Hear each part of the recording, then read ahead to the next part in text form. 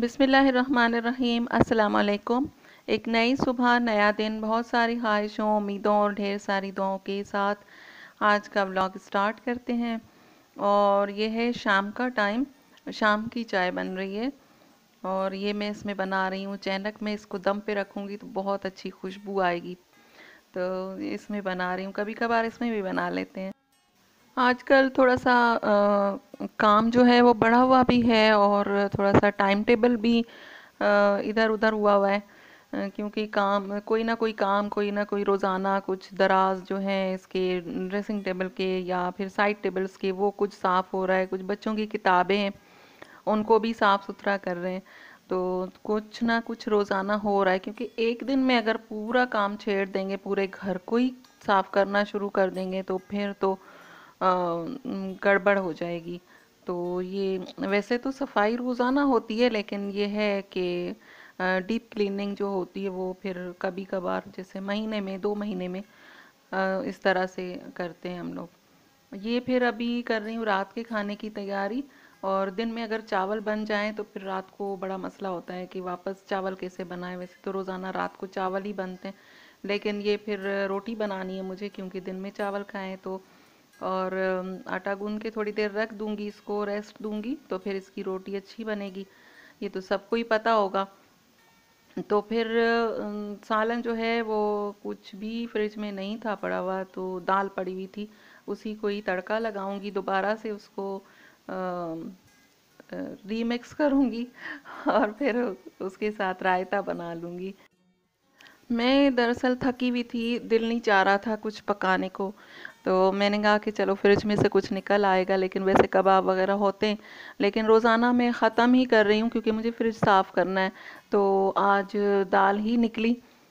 कुछ लोग नहीं खाते रखा हुआ खाना, और कुछ लोगों को हजम भी नहीं होता, उनको बदहजमी भी हो जाती है अगर दोपहर का खाना रात को खा लें। और हम खा लेते हैं। मैं ज़्यादातर दाल जब बनाती हूँ तो एक्स्ट्रा बना लेती हूँ, क्योंकि वो फिर एक मर्तबा रखी हुई होती है तो फिर दूसरी मर्तबा उसको कोई तड़का लगा लो या वैसे ही चावलों के साथ तो हम खा लेते हैं, हमें हजम हो जाता है माशाल्लाह। कुछ लोगों को हजम नहीं होता बासी खाना। रोजाना कुछ ना कुछ हर घर में तैयारी हो ही रही है, क्योंकि हमारे घर एक खास मेहमान आ रहा है। रमज़ान का महीना एक मेहमान की तरह ही होता है। जैसे और कोई वैसे आम दिनों में कोई मेहमान आता है तो हम उनके लिए कितनी तैयारी करते हैं, चलो ये भी पका लो, वो भी पका लो उनके लिए। और घर अगर साफ भी है तो भी हम बेडशीट को भी सही कर लेंगे और इधर उधर देखेंगे कुछ पड़ा हुआ तो नहीं है, तो उनके लिए भी हम लोग तैयारी करते हैं। ये तो इतनी बरकतों वाला महीना आ रहा है, तो उसके इस्तकबाल में हम तैयारी तो कर रहे हैं, घर को भी साफ कर रहे हैं और चीज़ें वगैरह भी सारी तैयार करके रख रहे हैं कि वो महीना आए तो उसमें हम ज़्यादा से ज़्यादा टाइम जो है वो इबादत को दें, टाइम से अपनी नमाज़ें पढ़ें। तो ये कपड़ा मैं लेकर आई थी इधर जहाँ पर हम बैठते हैं ना, नीचे लाउंज में, तो वहाँ पर बिछाने के लिए कारपेट के ऊपर वो बिछाऊंगी वहाँ पर। तो जब इसे सिलाई लगाऊंगी वो बिछाऊंगी तो आप लोगों के साथ ज़रूर शेयर करूँ। ये फिर नेक्स्ट डे है। मैंने कहा कि चलो ये एलोवेरा जेल निकाल के रख लेते हैं, तो मैं थोड़ा या बालों में लगा लेंगे या फेस पे। तो काफ़ी दिनों से मैं कह रही थी कि ये बढ़ जाए थोड़े, इसके ये क्या होता है, इसकी ये जो डंडियाँ सी हैं ये बड़ी हो जाएं और इसमें जेल ज़्यादा हो जाए तो फिर मैं इसमें से निकालूं। लेकिन ये शायद छोटे वाला पौधा है मेरे पास। इस ये जो है ना, इसकी डंडियाँ बहुत नाजुक सी और बिल्कुल छोटी छोटी बारीक बारीक सी होती हैं। शायद ये है ही इतना ही, ये बड़ा नहीं होता, इतना ही है। इसमें से दूसरी जो है नई नई शाखें निकल रही हैं और ये इतना ही है, इसमें से जेल बहुत कम निकला। मैं वैसे देखती हूँ तो इतनी बड़ी बड़ी डंडियाँ होती हैं इसकी, एलोवेरा की। तो मेरे ख्याल में ये मेरे पास छोटा वाला है। मैंने वैसे सुना है कि ये छोटा जो होता है, छोटा वाला पौधा, वो फेस पे लगाने के लिए होता है, और जो बड़ा होता है वो खा सकते हैं हम उसको। तो पता नहीं इसमें कितना है, मुझे नहीं पता, लेकिन इसको मैंने कोशिश की कि इसमें से जेल निकल आए, लेकिन इतना जेल नहीं निकला।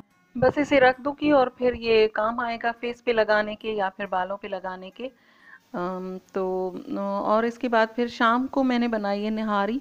और निहारी मैंने बनाई पैकेट वाली। मुझे घर के मसालों से जो बनाते हैं लोग निहारी, वो मुझे नहीं आती, और मैं पैकेट वाली ही बनाती हूँ।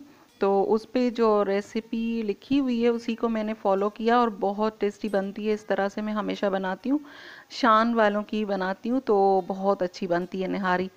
चिकन से ही बना रही हूँ, चिकन की निहारी बना रही हूँ। और इसके लिए मैंने प्याज जो है वो ब्राउन करके निकाल ली, और इसमें ऑयल में मैं ये डाल दिया है गोश्त। इसको अच्छी तरह से फ्राई करूँगी मसालों के साथ।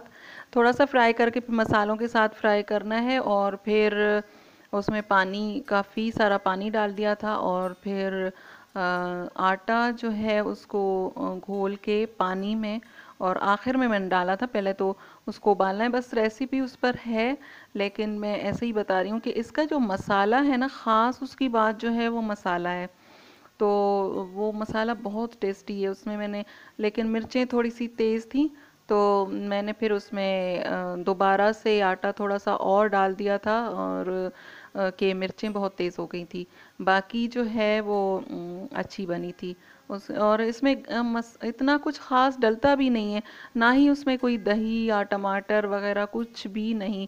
सिर्फ वो मसाला ही डालना है, और आटा डालना है। उसी से इतनी टेस्टी बनी, और कुछ ख़ास और कुछ कुछ भी नहीं है। बस ऊपर से जो है वो हरी मिर्चें, हरा धनिया, अदरक और लीमू, ये डाल के हमने खाया था। तो बहुत अच्छा लगा, बहुत टेस्टी बनी थी ये निहारी। बस यहीं तक था आज का मेरा ब्लॉग। आप लोगों को पसंद आए तो लाइक कीजिएगा, शेयर कीजिए, सब्सक्राइब कीजिए मेरे चैनल को। और दुआओं में याद रखिएगा अपना और अपनों का बहुत सारा ख्याल रखिए। अल्लाह हाफिज़।